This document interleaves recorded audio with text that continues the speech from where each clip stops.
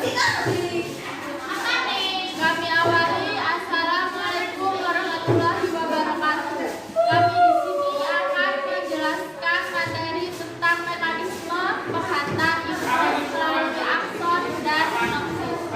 Di sini saya Kasiwati, saya Zolivia, saya Rafa,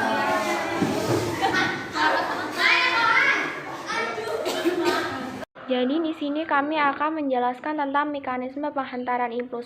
Mekanisme penghantaran impuls terbagi menjadi dua, yaitu akson dan sinapsis. Akson itu serabut saraf, sedangkan sinapsis rangsangan di ujung saraf. Akson terbagi menjadi tiga bagian, yaitu polarisasi, depolarisasi, dan repolarisasi. Polarisasi adalah di mana keadaan sel saraf sedang beristirahat atau tidak ada rangsangan. Polarisasi itu ada membran luar dan membran dalam.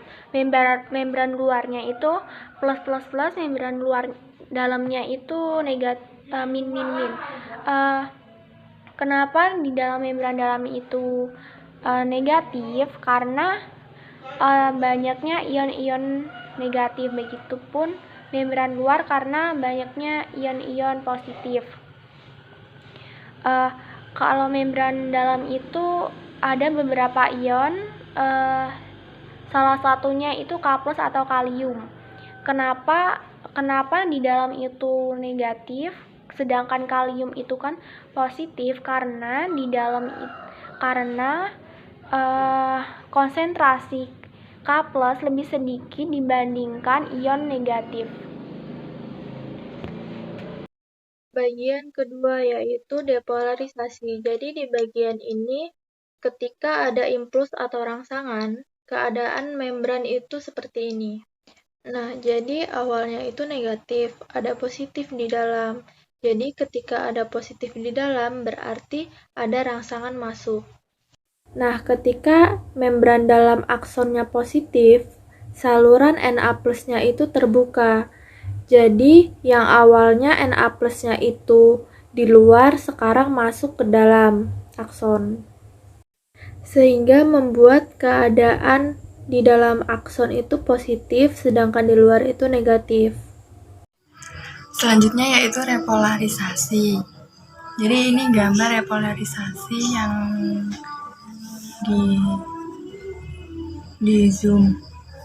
Jadi yaitu kembali polarisasi. Jika repolarisasi itu keadaan dalam menjadi negatif. Di repolarisasi sama keadaan di membran dalam akson itu menjadi negatif, sedangkan di luarnya positif.